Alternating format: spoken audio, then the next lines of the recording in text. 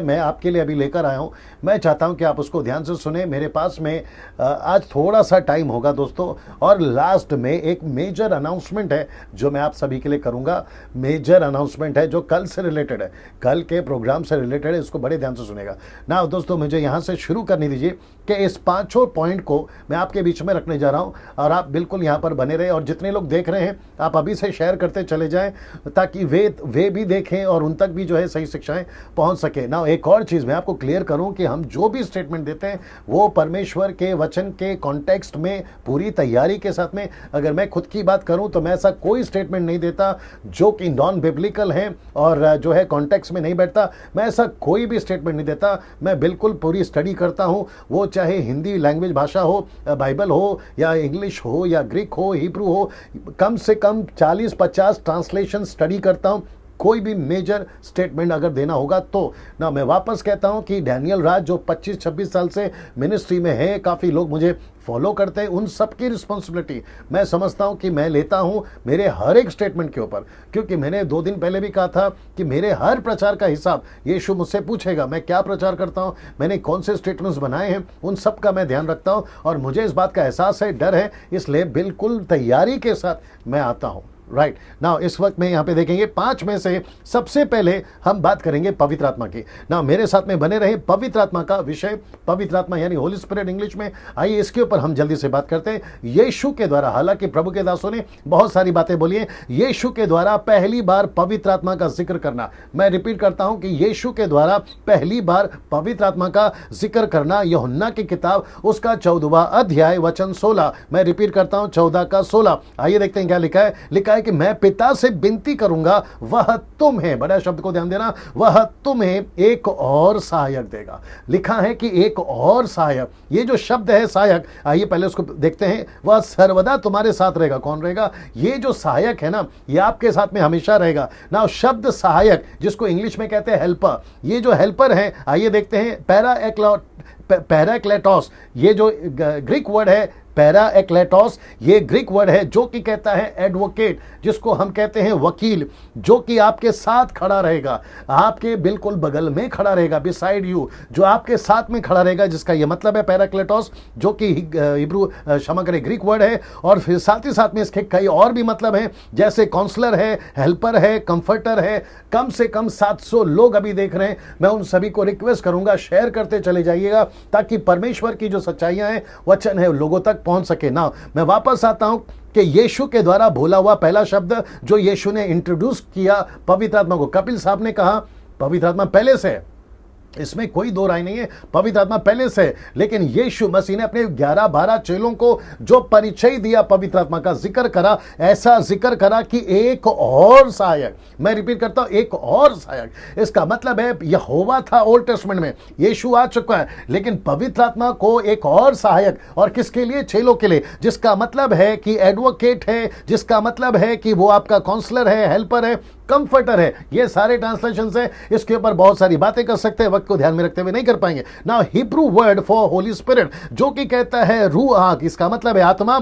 हा केडोश पवित्र आत्मा, पवित्र एक है, रूआग यानी पवित्र, क्षमा करें आत्मा। और दूसरा जो वर्ड है वो है हा केडोश, जो कि कहता है पवित्र, होली। इसका मतलब है हिब्रू में जब भी रूह ओल्ड टेस्टमेंट में तो उसको कहा जाता है रूआक है, केडोश पवित्र। ना इसको देखिए, ग्रीक में जब पवित्र आत्मा का ट्रांसलेशन हुआ तो वहां हुआ पिनियोमा, स्पिरिट यानी कि आत्मा, पिनियोमा। फिर दूसरा वर्ड हुआ हग एओस, जो कि कहता है पवित्र। तो पवित्र आत्मा न्यू टेस्टमेंट में पिनियोमा, और जो कि ओल्ड टेस्टमेंट में है रूआक। ना ये सारे ट्रांसलेशंस मैं क्यों बता रहा हूं, जिनके अलग अलग मतलब है। इसको विंड भी कहते हैं। इसलिए यीशु मसीह ने यूहन्ना की किताब उसका 20 का 21 में चेलों को मिलते कहा तुम्हें शांति मिले, और उनके ऊपर उसने फूका, जिसको कहते हैं ब्लो, ही ब्लोड ऑन देम। उसने उनके ऊपर फूका, जो कि पवित्र आत्मा को दर्शाता है। और वहां पर पवित्र आत्मा नहीं मिला, लेकिन पेंतकोस्त के दिन उनको पवित्र आत्मा मिला। ना इसको देखे, क्या पवित्र आत्मा परमेश्वर है? बड़े ध्यान से सुना जवाब विटनेस वालों, अगर तुम देख रहे हो, ओनली जीसस वालों, अगर तुम देख रहे हो, माता यरूशलेम वालों अगर तुम देख रहे हो, और साथ ही साथ में मेरे बाकी जो कौम के लोग हैं और विशेष करके जो इस्लाम कंट्री या मुस्लिम्स हैं, वो भी बड़े ध्यान से सुनिएगा। क्या पवित्र आत्मा परमेश्वर है? याद रखो, पवित्र आत्मा मोहम्मद नहीं है। कुछ लोग कहते हैं कि यीशु ने मोहम्मद के बारे में बात किया, तो यीशु ने मोहम्मद के बारे में, पैगंबर मोहम्मद के बारे में बात नहीं करी, उसने बात करी पवित्र आत्मा के बारे में। तो क्या पवित्र आत्मा परमेश्वर है? 100% नहीं, 1,00,000% है वो।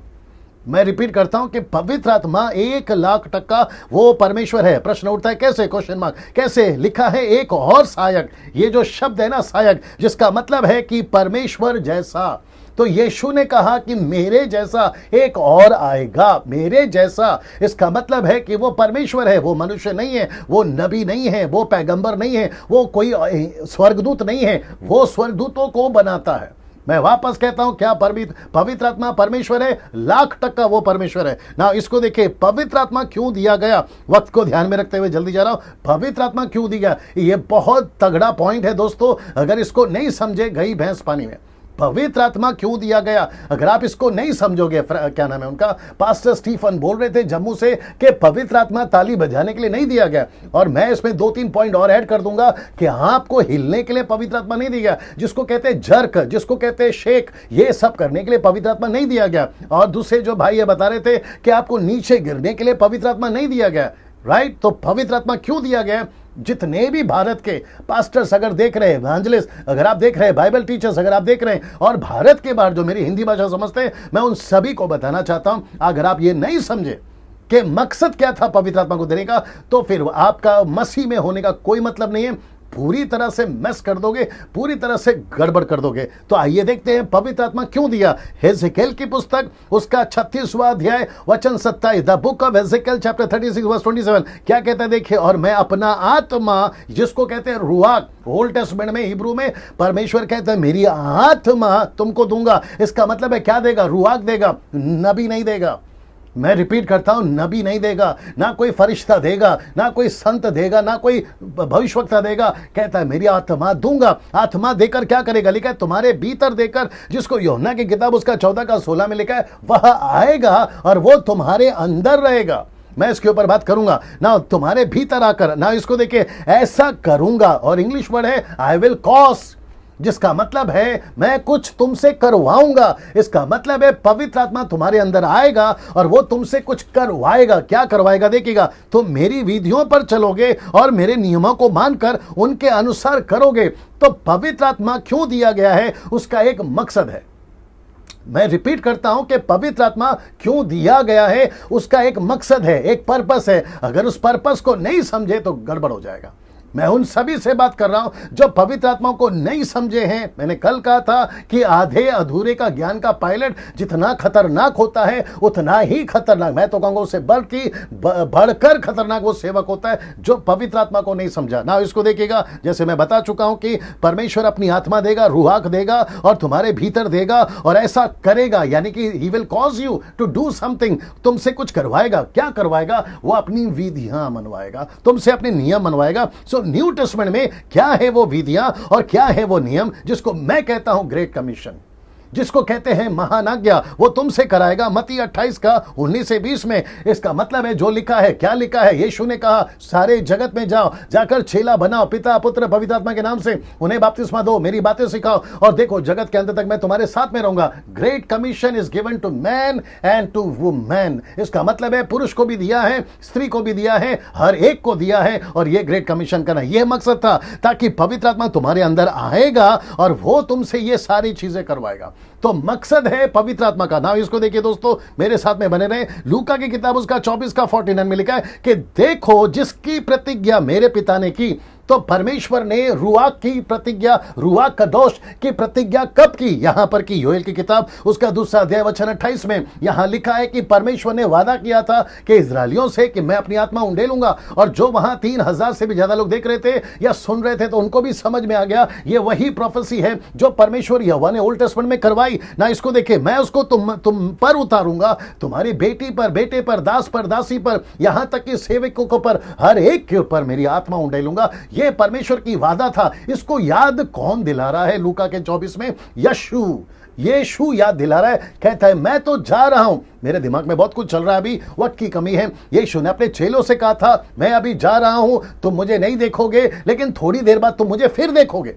यीशु का यह वचन था, मुझे अभी तुम नहीं देखोगे, फिर तुम मुझे वापस देखोगे। तो इसका मतलब क्या है? यीशु कहना चाह रहा है कि पवित्र आत्मा जब तुम में आएगा तो मैं आया जैसा है, क्योंकि पिता पुत्र पवित्र आत्मा तीनों एक है। हम इसके ऊपर बात कर चुके हैं, लेकिन वो क्यों उतारेगा उसके पीछे भी एक कारण है। इसको देखिए, प्रेरितों की किताब उसका 1 अध्याय वचन 8 में क्या लिखा है? परंतु जब पवित्र आत्मा तुम पर उतरेगा, मैं रिपीट करता हूं कि जब पवित्र आत्मा तुम पर उतरेगा तब तुम सामर्थ्य पाओगे और यरूशलेम, सारे यहूदिया, लिखा है समरिया, पृथ्वी की छोर तक तो मेरे क्या बनोगे? गवाह बनोगे। और गवाह का जो इंग्लिश वर्ड आया है, जो ग्रीक ट्रांसलेशन है, वो मार्टूस है। इसका मतलब है शहीद, मार्टियर, शहीद, मार्टूस, शहीद होना। तो इसका मतलब है कि जो कोई पवित्र आत्मा पाएगा वो यीशु मसीह के राज्य में कार्य करेगा, यीशु की सेविकाएं करेगा और प्रभु के राज्य में वो जो है शहीद होगा। इस मकसद के साथ में पवित्र आत्मा दिया गया था। पवित्र आत्मा के प्रति एक खतरनाक बात बोलने जा रहा हूं। जी हाँ दोस्तों, बड़े ध्यान से सुनिएगा। वो खतरनाक बात क्या है? मरकुस की किताब उसका 3 अध्याय वचन 28, 29 और 30। वापस लीजिए सबको कॉन्फ्रेंस में। मती की किताब उसका 28, मती की किताब उसका, मरकुस की, क्षमा करें, मरकुस की किताब उसका 3 अध्याय वचन 28 का 29, 29, 30। ये जो 3 वचन है, आपको इसको ध्यान देना होगा। इन तीनों वचनों को जरा पढ़ लीजिए पहले। इन तीनों वचनों को जी पहले यहां पे पढ़ लेते हैं, जल्दी से पढ़िए, यहां पे पढ़ लीजिए। जी मुझे पानी देना जी। मैं तुमसे सच कहता हूँ कि मनुष्यों की संतान के सब पाप और निंदा जो वे करते हैं क्षमा की जाएगी जी। और परंतु जो कोई पवित्र आत्मा के विरुद्ध निंदा करे वह कभी भी क्षमा न किया जाएगा, वरन वह अनंत पाप का अपराधी ठहरता है। ना दोस्तों, बड़े ध्यान से सुनिएगा। 800 लोग देख रहे हैं अभी। कितने लोग देख रहे हैं? 700-800 या 800 लोग जो अभी देख रहे हैं। मैं उन सभी को रिक्वेस्ट करता हूं दोस्तों, यूट्यूब वालों, आपको भी कहना चाहूंगा, आपका भी स्वागत है, मैंने नहीं किया। आप सभी लोग जो हैं, जितना हो सकता है इन शिक्षाओं को जो है आप लोग शेयर करें। मैं साथ ही साथ आप लोगों को बता दूं, मुझे प्रतिदिन, डेली, एवरी डे कम से कम 100 कॉल्स आ रहे हैं आजकल, और मोर देन 100 जिनको मैंने उठा पा रहा हूं, वो सारे के सारे ये कह रहे हैं कि पास्टर डैनियल, आपने जब से ये जो स्टडी स्टार्ट करी है कॉर्नेलियस की या फिर 5 मिनट बाइबल स्टडी, हम इनसे बहुत कुछ सीख रहे हैं। सीखते जाइए। मैं बहुत सारी वीडियोस बनाने पर हूं, बहुत सारे सब्जेक्ट पे मैं बात करने पर हूं। बिल्कुल तैयार रहिएगा, ताकि परमेश्वर के राज्य में जब तक मैं जिंदा हूं, जब तक सांस चल रही है, हम परमेश्वर के इस पीढ़ी को इस तरीके से तैयार करना चाह रहे हैं, ताकि अगली 22वीं पीढ़ी तक जब प्रभु का सुसमाचार फैलेगा तो साफ सुथरा सुसमाचार हो, खरा शिक्षा हो। ये जितनी भी मिलावटें हैं उससे हम छूटकर, उनको छुटकारा देकर प्रभु के राज्य में आगे बढ़ाएंगे। ये जो शब्द है ना दोस्तों, निंदा, इसका मतलब है यीशु ने कहा मैं तुमसे सच कहता हूं कि मनुष्य के संतानों के सब पाप की निंदा जो वो करते हैं क्षमा की जाएगी, क्षमा की जाएगी, परंतु जो कोई पवित्र आत्मा के विरुद्ध निंदा करेगा ना। हम इतने सेंसिटिव इस विषय पर क्यों हैं? ये खतरनाक बात है। अभी कुछ लोग क्या करते हैं, बड़े ध्यान से सुनेगा, फेसबुक पे, यूट्यूब पे, जब हम जैसे सेवक या मेरे जैसे 10% जो जेन्यून है, सच्चे हैं, जब प्रचार करते हैं कोई भी सब्जेक्ट के ऊपर, तो वो क्या कहते हैं कि इनमें दुष्टात्मा है, ये दुष्टात्माओं की सहायता से बोलते हैं। एग्जैक्टली वहां पर यीशु के साथ में भी हुआ था। ऐसा क्यों? यीशु ने क्यों कहा कि इतनी खतरनाक है? क्योंकि यीशु के बारे में वचन 3:30 में, यीशु के बारे में, क्योंकि वे कहते थे कि इसमें, यानी यीशु में दुष्टात्मा है, इसमें दुष्टात्मा है ना। ये वचन को देखिए, 1 यूहन्ना 5:16, इसको बड़े ध्यान से देखना। पाप ऐसा भी होता है जिसका फल मृत्यु है। मैं रिपीट करता हूं कि पाप ऐसा भी होता है जिसका फल मृत्यु है। इसके विषय में मैं विनती करने के लिए नहीं कहता। तो इसका मतलब है कौन सा पाप है? वो ये पाप है जब कभी भी तुम पवित्र आत्मा के सेवकों की, पवित्र आत्मा से भरे सेवकों की जब तुम निंदा करते हो, आप जब कोई भी स्टेटमेंट किसी का भी सुनते हैं, चाहे वो मेरा सुनते हैं, आप जब बिना सोचे समझे कोई भी कमेंट पास करते हो या फिर नीचे कमेंट पे लिखते हो, तो आपको सोच समझ के लिखना है कि ये बंदा क्या बोल रहा है, सही बोल रहा है, गलत बोल रहा है। अगर आप उसके बाद स्टडी करते हैं, इसलिए कहते हैं सेल्फ स्टडी करिए, इसलिए कहते हैं कि जानिए, इसलिए कहते हैं कि समझिए, फिर उसके बाद में बात करिए। नहीं तो फिर ये जो दिन है ना, आपको देखना पड़ जाएगा ना। मेरा फर्ज है मैं आपको वार्न करूं, क्योंकि पवित्र आत्मा के विरोध में बात करना खतरनाक हो जाएगा ना दोस्तों। अब क्योंकि वक्त को भी ध्यान में रखना है। लग गया कॉल? कौन ऐड पे आ गया? ओके ना मुझे दीजिए अनॉइंटिंग के बारे में दोस्तों जल्दी से बात करते हैं। 820 लोग अभी देख रहे हैं जी। कपिल साहब जल्दी से आएंगे आपके पास में। कपिल साहब अभिषेक के बारे में, अनॉइंटिंग जो है उसके बारे में आपसे मैं जल्दी से पूछूंगा, आपको क्या लगता है कि अभिषेक जो है वो एक बार हो जाता है या हमें बार बार अभिषेक की जरूरत है? अभिषेक भैया एक बार हो जाता है भैया जी जी नहीं, और वो लेकिन स्थिर रहता है, जी वो स्थिर रहता है भैया जी जी नहीं, कुछ लोग और क्या उसको- करते हैं जी, आपको रोक रहा हूं, कुछ लोग क्या करते हैं, कहते हैं कि आपका अभिषेक नहीं हुआ है और इसलिए आपको जो है अभिषेक की जरूरत है, और फिर कहते हैं कि आपने वहां अभिषेक करा लिया, मेरे से भी करा लो। हाँ, ऐसा नहीं है भैया, ऐसा नहीं है। जी। अभिषेक एक ही बार होता जी। है और वो अभिषेक निरंतर बना रहता है। आप एलिशा के विषय में देखिए, अभिषेक उसका ऐसा बना था कि मरने के बाद उसके हड्डी तक में बना हुआ था वो अभिषेक भैया। क्या बात है, क्या बात तो है। हड्डी तक में, मतलब हड्डी मरने के बाद में भी उससे मुर्दा टच हुआ तो जिंदा हो गया। जी जी जी मतलब ना, अभिषेक ऐसा नहीं है कि आने जाने वाला उसका सिस्टम लगता है कि डेनियल भैया मिला, उसने हाथ रखा, अभिषेक मिल गया, फिर चला गया, फिर कपिल शर्मा मिला, उसने हाथ रखा, फिर अभिषेक मिल गया, ऐसा नहीं है। जी, एक जी। बार जो अभिषेक मिल गया, और वो अभिषेक किसी इंसान के द्वारा नहीं है, परमेश्वर के द्वारा भी है। और अब Okay. परमेश्वर जो देता है वो वापस नहीं लेता है। Okay, परमेश्वर good, जो good. देता है वो वापस नहीं लेता है। Good. शैतान को जो हमारे खिलाफ युद्ध लड़ रहा है, जब उसको ग्रुप बनाया था, जितनी पावर दी थी आज तक, उससे वो पावर वापस नहीं ली। जी। तो हमसे परमेश्वर अभिषेक कैसे वापस ले सकता है? जी जी ना, दूसरे कौन है लाइन पे? जी भैया। पास्टर स्टीफन जी जी जी, पास्टर स्टीफन साहब, अभिषेक जो है जल्दी से 2 लाइन उसके बारे में बोलिए। जी पास्टर जी, अभिषेक जो है वो बार बार नहीं जो होता है, अभिषेक जो है वो एक ही बार है। जी और अभिषेक जैसे पास्टर जी ने बताया कि उस एलीशा का अभिषेक था और एक ही बार हड्डी तक वो अभिषेक था। जी। तो अभिषेक जब पतरस का भी अभिषेक हुआ तो पतरस उल्टा लटकने के लिए, मरने के लिए तैयार हो गया। जी। तो ये नहीं है कि अभिषेक हम पंजाब में आएंगे तो वहां से अभिषेक करवाएंगे, जम्मू में आएंगे वहां से अभिषेक करवाएंगे, वहां जी। से अभिषेक करवाएंगे, बड़े बड़े पात्रों से अभिषेक कराएंगे। तो यहाँ तक क्या पास्टर साहब, आजकल तो अभिषेक दिख भी रहा है। जी। 500 रुपए का अभिषेक ले लीजिए, 1000 रुपए का अभिषेक ले लीजिए, वो 500 से अभिषेक ले लीजिए। नहीं नहीं नहीं, अभिषेक एक ही बार है, जी। वो ठहराया हुआ अभिषेक जी। है। हम कभी भी जगह जगह के बीच में जाकर अभिषेक को नहीं लेते, अभिषेक जी। चला नहीं जाता है। लेकिन ये एक चीज जरूर है, जब हमारे अंदर पाप आ जाता है या हम हमारे अंदर कई चीजें आ जाती है, शरीर के बिलासा, आंखों की बिलासा, जीव का घमंड, या पास्टर साहब या किसी सेवक के अंदर ये चीजें आ गई हैं, तो अभिषेक क्या हो जाता है, एकदम साइड के ऊपर भी चला जा सकता है। जी। ये नहीं है कि अभिषेक जो है वो अभिषेक उसके ऊपर बना ही रहेगा, उस चीज के बीच में नहीं। अगर वो पाप में गिर गया, अगर उसकी जिंदगी के बीच में गलती आ गई है, बहुत कुछ आ गया, तो मैं कहता हूँ फिर उसका अभिषेक तो उसके ऊपर से खत्म भी हो गया।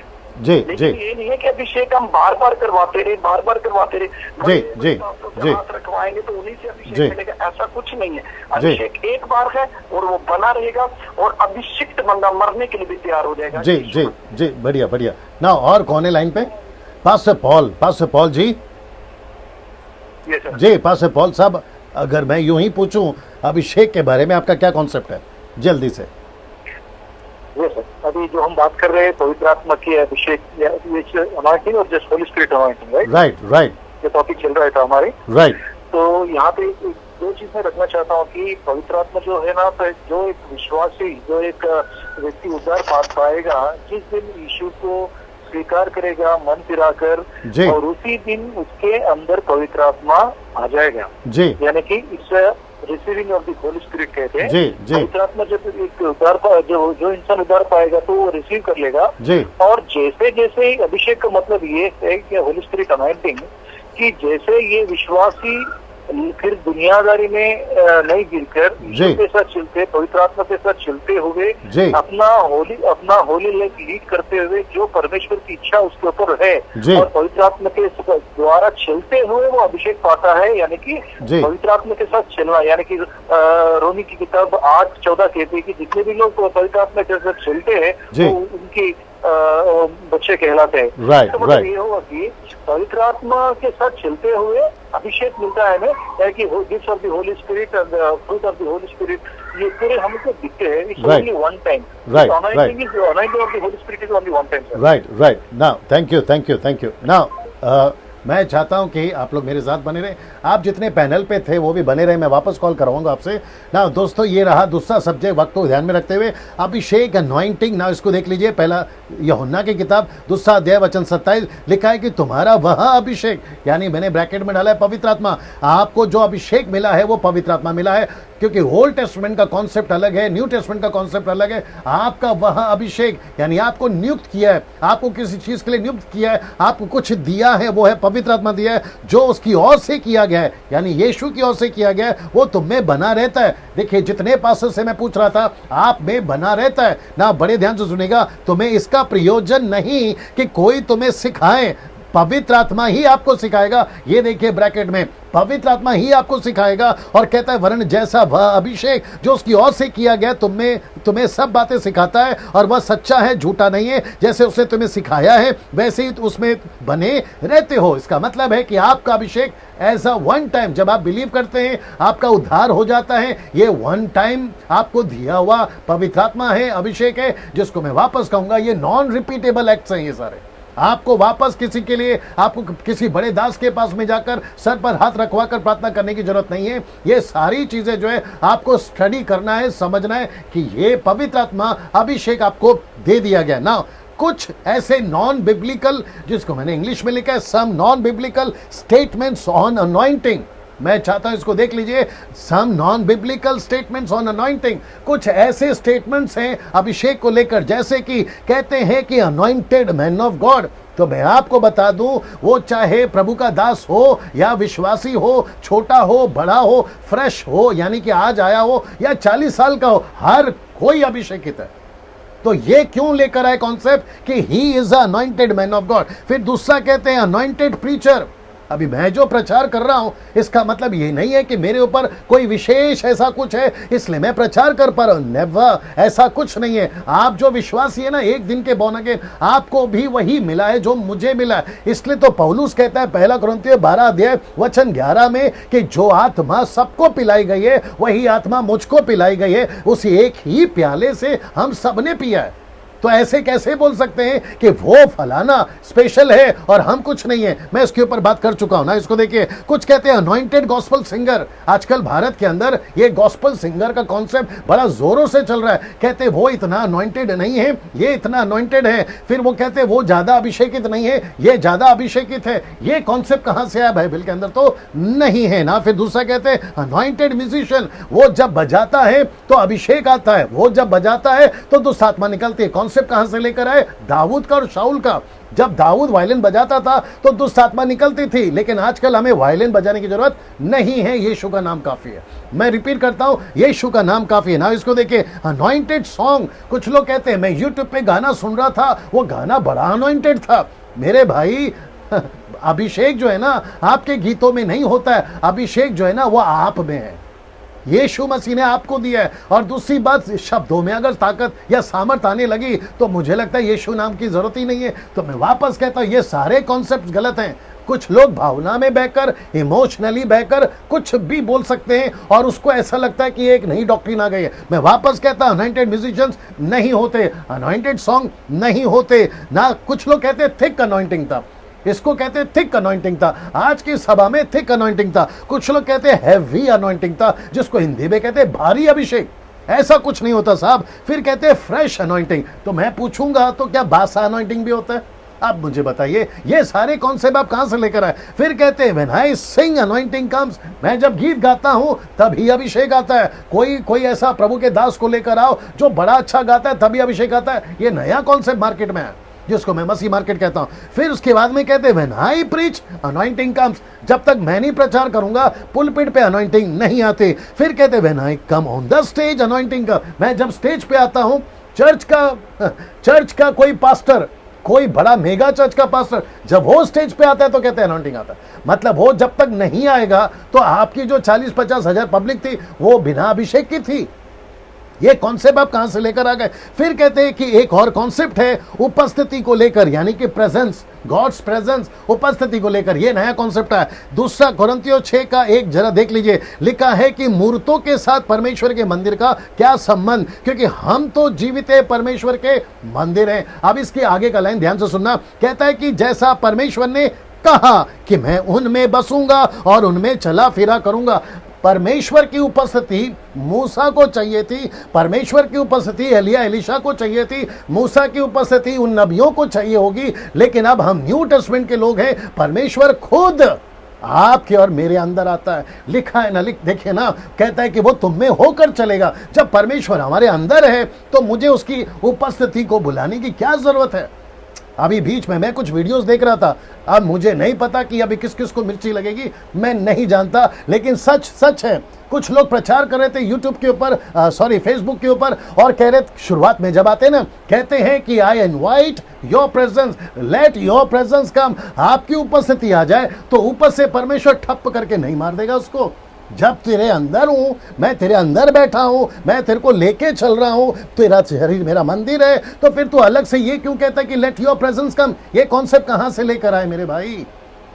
सी आप क्या स्टेटमेंट यूज करते हैं, आप क्या बोलते हैं, ये आपको समझना बहुत जरूरी है ना। जितने मसीह मंथन के मेंबर्स हैं, साथ ही साथ मेरे चर्च के लोग हैं, और जितने मेरे व्यूअर्स हैं, वो चाहे यूट्यूब के हो या फेसबुक पे हो, आप जहां से भी मुझे फॉलो करते हैं, ऐसा किसी भी स्टेटमेंट को जो नॉन बिब्लिकल है, आप उसको लेकर नहीं चलना, क्योंकि वचन बिल्कुल स्पष्ट है। परमेश्वर तुम्हारे अंदर है, बाहर नहीं। यीशु तुम्हारे अंदर चलता है, बाहर नहीं। उसकी उपस्थिति के अंदर हो तुम। परमेश्वर ने अपनी उपस्थिति आपको दे दी है। मंदिर का पर्दा ऊपर से लेके नीचे तक फट गया है, क्यों? क्योंकि परमेश्वर वहां नहीं, आपके अंदर है। तो फिर उपस्थिति को बुलाते कैसे हो? बीच में कुछ गाने बहुत जोरों से चले थे, अब ये मुंबई से ही निकला है। ऐसे सब टाइप के गाने मुंबई से निकलते हैं। कहते हैं मैं भी गाता था, लेकिन तभी समझ नहीं थी, क्योंकि पौलुस कहता है कि जब तक मैं बालक था तो बालकों की तरह बोलता था, बालकों की तरह समझ थी, लेकिन जब हम सियाने हो जाते हैं तो हमें परिपक्व होना, मैच्योर होना, परिपक्व होना जरूरी है। मेरा दिल बने तेरा सिंहासन एक वक्त के लिए बड़ा अच्छा लगता था, गाते वक्त में बड़ा अच्छा है, धुन भी अच्छा है, सब कुछ अच्छा है, लेकिन वचन क्या कहता है? तेरा दिल कब का सिंहासन बन गया है? हाँ, तेरा जीवन कब का सिंहासन बन गया? आपका दिल, आपका जीवन, आपका हृदय परमेश्वर का सिंहासन उसी दिन बन गया था जिस दिन आपने यीशु को स्वीकार किया। तो ऐसे कोई गीत मत गाओ जो वचन को कॉन्ट्रडिक्ट करते हैं, जो वचन के विरोध करते हैं। ऐसा कोई गीत मत गाओ, ऐसा कोई स्टेटमेंट मत दो। अगर समझ में आ रही है तो समझो, नहीं तो दूध पीने वाले बच्चे ये नहीं समझ पाएंगे। आपको ये समझना बहुत जरूरी है ना। इसको देखिए, ना इसको देखिए, आप नए नियम के लोग हो, मूसा और एलिया नहीं हो। ऐसा कोई गीत मत गाया करो, जो स्टेटमेंट मत, ऐसा कोई स्टेटमेंट मत दिया करो जहां आप उसकी उपस्थिति को बुलाते हो। ये देख लीजिए, ये देख लीजिए, मैं कुछ सेकंड तक रख रहा हूं, इसको देख लीजिए आप। कितने लोग देख रहे हैं? ओके ना, जितने लोग देख रहे हैं मेरे साथ बने रहें, शेयर करते रहें, क्योंकि सच्चाई को समझना बहुत जरूरी है ना। इसको कहते हैं लेइंग हैंड। अब पास्टर्स को कॉल नहीं लगा पाऊंगा क्योंकि वक्त की कमी है। फिर कहते हैं हाथ रखना, जिसको कहते हैं लेइंग हैंड ना। इसको देखिएगा, आज 99.9% या 99% सेवक लोग जो हैं, विश्वासी भाई बहन जो है, हाथ रखने और रखवाने के कॉन्सेप्ट को मानते हैं। वो इसको लेकर चलते हैं, इस कॉन्सेप्ट को बड़े जोरों से लेकर चलते हैं, वो बड़े जोरों से लेके चलते हैं। आपको समझना होगा कि 99 पॉइंट, मैं 9 भी डाल सकता था, ऐसे लोग हैं जो इस कॉन्सेप्ट को लेके चलते हैं। हम पर हाथ रखो, सेवक हम पर हाथ रखो, पास्टर हम पर हाथ रखो, और ये बड़ी जोरों से चल रहा है साहब ना। इसको देखिए, मरकुस की किताब उसका 16 का 18 लिखा है, बीमारों पर हाथ रखो और वे चंगे हो जाएंगे। अब प्रश्न ये उठता है, विश्वासी पर या अविश्वासी पर? यीशु ने यहां पर जो हाथ रखने की बात करी है, वो विश्वासी पर है या अविश्वासी पर? तो यीशु ने विश्वासी पर नहीं लिखा है, अविश्वासी पर। तो ये आपको समझना बहुत जरूरी है कि जो उद्धार पा चुका है उसके अंदर यीशु है, उसके अंदर पवित्र आत्मा है। तो पहली बात तो ये है कि वो खुद प्रार्थना करे। यह हाथ रखने का कॉन्सेप्ट कहां से है ना? इसको देखिए, 1 तिमोथी 5 का 22, 1 तिमोथी 5 का 22, किसी पर शीघ्र हाथ नहीं रखना। पौलुस कहता है किसी पर जल्दी से हाथ नहीं रखना। किस पर? विश्वासी पर।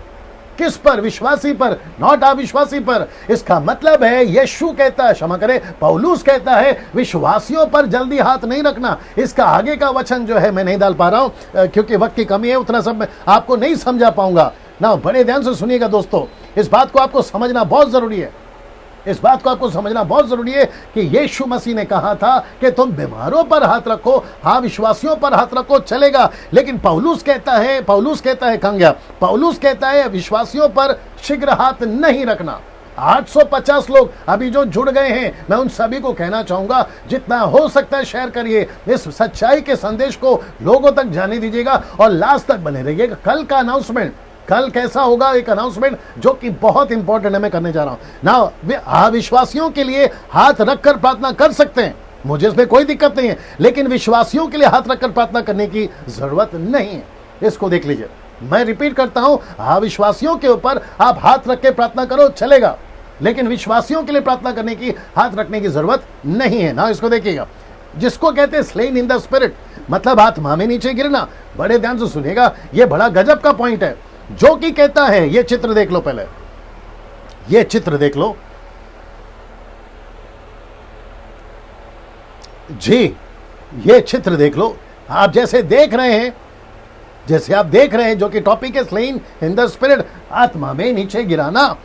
आप इसको देख लो फिर से, इस हिस्से को या ऐसे एक्टिविटीज को या ऐसे चित्र को 99.9% आज की कलीसियाओं में आप देख सकते हैं, वो चाहे भारत की हो या फिर विदेश की हो, अफ्रीका, अमेरिका, आप जहां पे भी चले जाएं, यूट्यूब पे, फेसबुक पे आपको ऐसा चित्र दिखेगा। इसको कहते हैं स्लेन इन द स्पिरिट, मतलब नीचे गिराना ना। इसको देखिए वचन को, पूरे बाइबल में एक भी घटना, मैं रिपीट करता हूं कि पूरे बाइबल के अंदर एक भी घटना नीचे यानी कि पीछे गिरना, नीचे गिरने वाली नहीं है। मैं वापस कहता हूं, मैं ऐसा कोई स्टेटमेंट नहीं देता, मैं ऐसा कोई भी स्टेटमेंट आपके बीच में नहीं लाता जब तक मैं उसको स्टडी नहीं करता। जितने हमारे कॉन्फ्रेंस के पैनल के लोग अभी देख रहे हैं और साथ ही साथ जितने पास्टर्स देख रहे हैं, मैं उन सभी को कहना चाहता हूं कि सर, ऐसा कोई एक्टिविटीज बाइबल के अंदर नहीं है। मैं वापस कहता हूं, ऐसा कोई एक्टिविटीज आपके पवित्र शास्त्र के अंदर नहीं है। जितने भी गिरे वो सब के सब मुंह के बल गिरे, मतलब मुंह के बल, ऐसे सामने, पीछे नहीं गिरे साहब ना। इसको देखिए, दूसरा इतिहास उसका 5:14, क्योंकि कुछ लोग ये सिखाते हैं कि नीचे यानी पीछे पीछे पीछे गिरे हैं।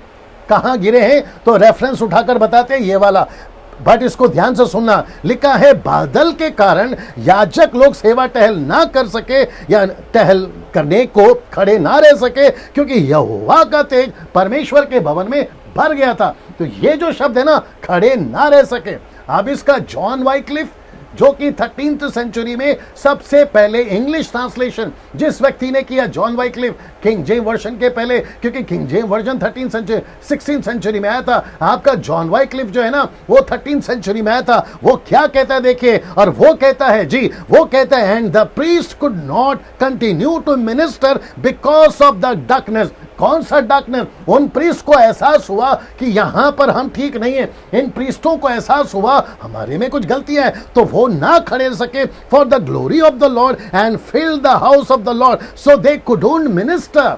आपका NIV ट्रांसलेशन कहता है वो सेविकाई नहीं कर सके, वो चले गए। तो ये शब्द जो है ना, वो खड़े ना रह सके। कुछ हमारे भारत के पास्टर भी कहते हैं कि देखो यहां लिखा है कि जब प्रभु की उपस्थिति आई तो वो खड़े ना रह सके। यार, हर शब्द का दो मतलब होता है। आप ठीक से तो स्टडी करो ना, आपका इंग्लिश स्टडी करो, पता चल जाएगा। दे कुडंट मिनिस्टर, वो सेविकाई नहीं कर सके बिकॉज ऑफ दैट डार्कनेस। उनके अंदर कुछ गलतियां थी, इसलिए वो मंदिर को छोड़ के चले गए। ऐसा नहीं लिखा है कि वो नीचे गिर गए। क्या बात करते सर आप लोग, ये कॉन्सेप्ट कहां से लेकर आए? हाथ रखो नीचे गिराओ, हाथ रखो नीचे गिराओ। और एक विश्वासी को तुम कितनी बार गिराते हो? कभी इस मीटिंग में, अभी पॉल भाई बोल रहे थे ना, कभी यहां गिरा रहे, कभी वहां गिरा रहे। मैं तो मेरे प्रचार में कहता हूं कि यार तुम इतना गिरते हो तो फिर नाम तो तुम्हारा यही पड़ जाएगा कि तुम कितने गिरे हुए हो। आप जरा सोच के देखिए कि आप जो मसीह लोग हैं आज की मॉडर्न कलीसिया के साथ आप क्या कर रहे हैं। आपको ये समझना होगा ना। इसको देखिए, जो पीछे गिरा वो कैसे गिरा। एक घटना वो है यूहन्ना 8:18 में लिखा है कि उसके ये कहते ही कि मैं हूं। यीशु को पकड़ने जो आए थे ना, ये पूछे कि ये कौन है, यीशु कौन है, तो यीशु ने कहा मैं हूं। जैसे ही कहा मैं हूं, वे पीछे हटकर भूमि पर गिर पड़े। ये चित्र देख लो, ये चित्र देख लो। अब इससे स्पष्ट और इससे साफ चित्र मेरे को नहीं मिला, इसलिए मैं नहीं डाल पाया। जितना आप देख सक रहे हैं, जैसे यीशु ने कहा मैं हूं, ये सारे के सारे पीछे गिर गए। कितने लोग देख रहे, देखो ये सारे के सारे पीछे गिर गए। 866 ना जितने भी 860 लोग आप देख रहे हैं, मैं आप सभी को कहना चाहता हूं कि नीचे गिरने का कॉन्सेप्ट बाइबल के अंदर, नीचे गिरने का आपका बाइबल के अंदर ऐसा कोई कॉन्सेप्ट नहीं है। आप कहां से लेकर आए मुझे नहीं मालूम। आज 90% कैरिस्मेटिक, पेंटिकॉस्टल या फिर जो भी मूवमेंट चलता है, ऐसे 90% नीचे गिरते हैं और वो ही नीचे गिरते हैं। फिर मेरा प्रश्न है, उठकर क्या करते हैं सर आप लोग? आप उठकर क्या करते हैं? आप फिर अगली मीटिंग में गिरते हैं। तो क्या पवित्र आत्मा ऐसा कोई एक्ट करवाता है? मैं वीडियो प्ले कर सकता था, जो नीचे गिरते हैं, जो हरकतें करते हैं ना, वो सारा वीडियो प्ले कर सकता था। आपके घर में बच्चा अगर नीचे गिर जाए और लोटपोट होने लगे, घर पे मेहमान बैठे, आप तो बच्चे को सट्ट करके मार दोगे और आप कहोगे ये क्या हरकत कर रहे हो। वैसे आप जब नीचे गिरते हैं, जमीन पे लोटपोट होते हैं, कैसा लगेगा? ऊपर परमेश्वर बोलेगा ये क्या चल रहा है तमाशा? मैंने तो ये तो तुमको बोला ही नहीं है। क्या कभी यीशु ने किसी को हाथ रख के नीचे गिरा? क्या पतरस ने कभी किसी को नीचे हाथ रखकर गिरा? क्या पौलुस ने किसी को हाथ रख? मुझे एक रेफरेंस निकाल के बताइए, मैं यूट्यूब पर फेसबुक पे प्रचार करना छोड़ दूंगा। एक रेफरेंस दीजिए आप मुझे, मैं आपको ओपन चैलेंज देता हूं। वो चाहे मुंबई का पास्टर हो या फिर नागपुर का, पुणे का, कोल्हापुर, शोलापुर या बाहर का कोई सेवक हो, मुझे एक स्क्रिप्चर निकाल के बताइए जहां किसी को नीचे गिराया हाथ रख के प्रार्थना करके। मैं आपको ओपन चैलेंज देता हूं, आप बताइए मुझे। नहीं बता पाओगे। मैं वापस कहता हूं कि जिसको 18 पता है उसको 17 मत सिखाया करो। हम जानते हैं, इसलिए आपके बीच में रख रहे हैं। ये सारा तमाशा आपके पंजाब में चल रहा है, आपके साउथ में चल रहा है, नॉर्थ में चल रहा है, महाराष्ट्र में चल रहा है। आप खास करके सारा बेड़ा गर्क तो आप महिलाओं ने करके रखा हुआ है। पास्टर जी प्रार्थना करा, मराठी वाले लोग आते, माझ्यासाठी प्रार्थना करा टपाक, माझ्यासाठी प्रार्थना करा टपाक। आप सोच के देखिए आप क्या करें, और ऊपर से ऑफरिंग देते हैं आप। अच्छा, दूसरी चीज मुझे पता चला, अगर कोई पास्टर प्रार्थना करता है और वो नीचे गिरता है तो महिमा कौन ले रहा है? परमेश्वर ले रहा है या वो पास्टर ले रहा है जिसने उसको नीचे गिरा? जब पब्लिक नीचे गिरती है और जो दूसरी पब्लिक खड़ी रहती है वो तालियां बजाती है, किसके लिए? पास्टर के लिए। कहते हैं कितना पावरफुल पास्टर है, उसने हाथ रखा और नीचे गिरा और पास्टर भी खुश। तो तुम यहां परमेश्वर की महिमा नहीं छुड़ा रहे हो? जरा सोच के देखिए तुम क्या कर रहे हो। मैं उन सब के खिलाफ हूं, डैनियल राज उन सब के खिलाफ है जो ऐसी हरकत करता है।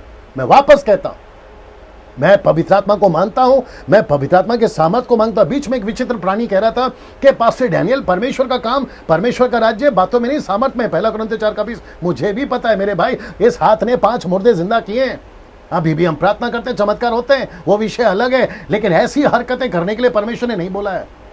आप नीचे गिरा रहे हो, ऊपर उठा रहे हो, आप कभी इसको गिरा रहे हो, कभी उसको गिरा रहे हो, और हद तो तब हो गई। कहते हैं हम फूक मारेंगे और आप नीचे गिर जाओगे, हम 1 2 3 बोलेंगे, आप नीचे गिर जाओगे, हम रुमाल घुमाएंगे, आप नीचे गिर जाओगे, हम कोट घुमाएंगे, आप नीचे गिर जाओगे। ये कॉन्सेप्ट कहां से लेकर आए सर? ये कॉन्सेप्ट आप कहां से लेकर आए, जरा बताइए। आप जितने देख रहे हैं, मैं आप सभी से पूछना चाहूंगा, और जो यूट्यूब पे देखेंगे मैं उनसे भी पूछना चाहूंगा, मुझे एक स्क्रिप्चर निकाल के बताइए जहां लोग नीचे गिरे। वो पतरस, वो यीशु, वो पौलुस, एक स्क्रिप्चर निकाल के बताइए ना। क्योंकि वक्त की कमी है, मैं और बात नहीं कर पाऊंगा इस विषय के ऊपर। और ये रहा अप्लाइंग ऑयल एंड वाटर, ये है तेल लगाना और पानी लगाना। सबसे ज्यादा मणि साहब बता रहे थे, सबसे ज्यादा याकूब की किताब उसका 5वां अध्याय वचन 14 में जो वचन यूज करते, यदि मैं पास्टर सॉल को फोन लगाओ, पास्टर सॉल को फोन लगाओ, वो कहते हैं यदि मैं तुम में कोई रोगी हो, ये जो शब्द है ना, तुम में कोई, तो ये विश्वासी है या अविश्वासी, ये कंफर्म नहीं होता। ये विश्वासी भी हो सकता है या अविश्वासी भी हो सकता है। तो कलीसिया के प्राचीनों को बुलाए और वे प्रभु के नाम से उस पर तेल मरकर उसके लिए प्रार्थना करें। और इसको देखिएगा साहब ना, ये पॉल साहब, सॉल साहब को फोन लगाई ना, ये वचन कहता है कि बीमारों के लिए तेल लगाकर प्रार्थना करें ना। वचन 16 बाइबल में से निकालना, वचन 15 इसी का, और मुझे फोन देना। जी दोस्तों, आज थोड़ा सा लेट होगा, थोड़ा बर्दाश्त करिएगा, ठीक है ना। पास्टर सॉल जी, आप शायद सुन रहे होंगे इसका पीछे का टॉपिक। अब ये टॉपिक आया है कि जहां पर लिखा है कि तेल और पानी का इस्तेमाल करना, और सबसे ज्यादा याकूब का किताब उसका 5:14 वो निकालते हैं। तो आप अपना पॉइंट ऑफ व्यू रखिए पब्लिक के सामने, क्योंकि कम से कम 911 लोग अभी सुन रहे हैं। 911 लोग वो जानना चाहते हैं कि याकूब 5:14 असलियत में है क्या? 2 लाइन में प्लीज जी, एक बार फिर बोलिए। जी, याकूब का 5वां अध्याय वचन 14 में लिखा है कि बीमारों पर तेल लगाओ और उनके लिए प्रार्थना करो। जी जी हाँ, तो ये जो है ये जब हम नीचे जाते हैं तो लिखता है कि विश्वास की प्रार्थना के द्वारा रोगी क्या हो जाएगा, बच जाएगा। और जी यदि उसने पाप भी किए हो तो पाप की क्षमा हो जी जाएगी। जी अगर हम ये कह रहे हैं तो हमको नहीं लगता कि यहाँ एक विश्वासी के लिए तेल मलकर प्रार्थना करने की बात की जा रही है, जी जी है ना। जी। यहाँ पर एक अविश्वासी है जो पाप में जीवन जी रहा है जी। और उसके लिए प्रार्थना करने की बात है, जी। क्योंकि बीमारी का बहुत वजह जो है पाप ही जी है ना। जी। पाप उसका वजह है, तो उनके लिए तेल मल करके प्रार्थना। यहाँ तो किसी को भी तेल मल करके प्रार्थना किया जा रहा है। जी तो ये परमेश्वर के वचन के अनुसार सटीक नहीं बैठता कि हर किसी को तेल लगाकर हम प्रार्थना करें। जी जी जी जी जी जी। नाउ मेरा थैंक ये यू। मानना है कि जी जी बोलिए बोलिए बोलिए बोलिए। तेल लगाकर हम प्रार्थना ना करें, है जी, ना। जी। और अभी क्या हो रहा है कि तेल के लिए जो हम कर रहे हैं, तो अभी तेल तो दर तो कम लेके जा रहे हैं, अन्य जाति तो कम लेके जा रहे हैं, ज्यादातर तो विश्वासी लेके जा रहे हैं घर पे। राइट राइट तो राइट उनका भरोसा अब यीशु मसीह पे तो नहीं रहा, अब वो तो तेल और पानी को ईश्वर मान लिया। जी महिमा तो यीशु को ना मिल करके तेल को मिल रहा है, पानी को मिल रहा है। Good point good point. जी जी तो नाउ हमको यीशु को महिमा देना है। जी बिल्कुल बिल्कुल थैंक यू सॉल भाई। नाउ दोस्तों आपने अभी सुना पास्टर सॉल ने कहा कि जब आप तेल लगाते हो बंदा ठीक हो जाता है, तो महिमा जो है वो प्रभु को ना मिलकर तेल को मिलती है। ना कुछ लोग कहेंगे, खास करके पंजाब से कुछ लोग कहेंगे कि वचन 16:14 का 16 कहते हैं विश्वासी की प्रार्थना के द्वारा रोगी बच जाएगा। 15 पढ़ रहा हूं, विश्वासी की प्रार्थना के द्वारा रोगी बच जाएगा, प्रभु उसको उठाकर खड़ा करेगा, यदि उसने पाप भी किया हो तो उसकी क्षमा हो जाएगी। मतलब जो बंदा है वो विश्वासी है, अगर वो विश्वासी है तो वो पाप क्यों कर रहा है? चलो, अगर वो अविश्वासी है तो समझ में आती है उससे पाप हो रहा है, लेकिन विश्वासी है तो पाप क्यों कर रहा है? नंबर 1। नंबर 2, यहां पर वचन 16 कहता है इसलिए तुम आपस में एक दूसरे के सामने अपने अपने पापों को मान लो। ये कॉन्सेप्ट चलता था, नहीं लोगों का उद्धार होता था, वे आपस में प्रभु के पास आते थे, अपने अपने पापों को तौबा करते थे। इसलिए लिखा है इसलिए तुम आपस में एक दूसरे के सामने अपने अपने पापों को मान लो और एक दूसरे के लिए प्रार्थना करो। तो मतलब जो पापी लोग आते थे उनके लिए प्रार्थना करते थे, अगर उनकी कोई बीमारी है तो कहता है एक दूसरे के लिए प्रार्थना करो जिससे चंगे हो जाओ। तो मतलब जो चर्च में उस वक्त में आते थे, याद रखो याकूब की किताब उसका 2 अध्याय में लिखा है कि धनी लोग भी चर्च में आते थे, गरीब लोग भी चर्च में आते थे। कॉन्टेक्स्ट को देखिए आप, ये याकूब की पत्री की बात चल रही है, तो वहां पर 2 अध्याय में लिखा है गरीब भी आते थे, अमीर भी आते थे, सोने के छल्ले पहन के आते थे, कोई उनको ऊपर बिठाता था कि गरीब को नीचे बिठाते थे। ऐसा चलता था जैसे कोरिन्थ के कलीसिया में पौलुस ने कहा, तो यहां पे भी वही चल रहा है। तो यहां पे तेल को हाईलाइट नहीं किया गया विश्वासियों के लिए। तो आप आउट ऑफ कॉन्टेक्ट कोई भी वचन उठाकर उसको अपने जीवन में जोड़ते मत रहिए। मैं जानता हूं कि वक्त हो चुका है, मुझे 2 मिनट और दीजिए, मैं समाप्त करने वाला। अभी कितने लोग देख रहे हैं? 881। ना आप 880 लोग जो देख रहे हैं, मैं आप सभी को कहना चाहता हूं कि कल जो सब्जेक्ट पे हम बात करेंगे वह है ये वाला, क्या मरियम से पैदा होकर यीशु पापी हो गया था? मैं रिपीट करता हूं, क्या मरियम से पैदा होकर यीशु पापी हो गया था? ये सब्जेक्ट पे बात करेंगे। और दूसरा जो सब्जेक्ट होगा कल्चर और क्रिश्चियनिटी, मतलब कल्चर में औरतों का सिंदूर लगाना, लिपस्टिक लगाना और फिर उसके बाद में मंगलसूत्र पहनना, ये सारे जो कल्चर्स हैं पंजाब के अंदर, सर पे पगड़ी रखकर आप प्रचार कर सकते कि नहीं, क्या पगड़ी उतारना जरूरी है? इन सभी के ऊपर कल चर्चा होगी। और साथ ही साथ में जब परमेश्वर को पता था तो परमेश्वर ने अदन के बगीचे में वो पाप का पेड़ क्यों लगाया जबकि उसको पता था ये खाएगा? तो ये 3 सब्जेक्ट के ऊपर जो है कल चर्चा होगी दोस्तों। लेकिन अभी एक अनाउंसमेंट है जो मैंने कहा था आपको सुनना जरूरी है, बड़े ध्यान से सुनिएगा। कितने लोग देख रहे हैं? 868। ना जी, आप लोग मेरे साथ में बने रहे। एक अनाउंसमेंट कर रहा हूं कल के लिए। ये जो प्रोग्राम हमने स्टार्ट किया है कॉर्नेलियस फेसबुक टॉक, ये कल लास्ट है। जी आपने ठीक सुना कि ये जो प्रोग्राम है ये कल संडे लास्ट है। ओके, उसके बाद वापस मैं शुरू करूंगा, या फिर वापस आस्क डैनियल राज प्रोग्राम शुरू करूंगा, या फिर मैं खुद डायरेक्ट लाइव आ जाऊंगा। मुझे नहीं पता जैसा लीड होगा, लेकिन ये जो 1 हफ्ते का प्रोग्राम आप सबके लिए चलाया जिसमें 20 टॉपिक, ये कल का 3 टॉपिक पकड़कर टोटल 20 विषयों पर हम अभी तक बात कर चुके हैं। जितने पास्टर्स पैनल थे उन सभी के साथ में हम लोग ने आपसे बात करी है, और हर तरीके से बात करिए, वचन को सामने रखकर बात करिए, इन कॉन्टेक्स्ट बात करिए, आउट ऑफ कॉन्टेक्स्ट बात नहीं करिए। सो ये प्रोग्राम कल लास्ट है। मैं रिपीट करता हूं, ये प्रोग्राम कॉर्नेलियस फेसबुक टॉक कल लास्ट है। तो आप सभी सुनिएगा, मैं वापस कहता हूं, ये रहेगा एक टॉपिक, क्या मरियम से पैदा होकर यीशु पापी हो गया था? दूसरा, कल्चर एंड क्रिश्चियनिटी, जब परमेश्वर को पता था दूसरा, तो उसने पाप का पेड़ क्यों लगाया या वो फल क्यों लगाया? तो इसके ऊपर जो है कल 3 विषय पर हम बात करेंगे। वापस कह रहा हूं, कल लास्ट है। कितने लोग देख रहे हैं? 8:46। कल लास्ट है। ओके, तो आप सभी को कल का आखिरी प्रोग्राम ये वाला कॉर्नेलियस वाला, मैं आते रहूँगा, बात करते रहूँगा, 5 मिनट्स का बाइबल जो टीचिंग है वो देता रहूँगा, लेकिन ये कॉर्नेलियस वाला जो है कल हम इसको एंड कर रहे हैं, कल लास्ट है। उसके बाद में देखते हैं आगे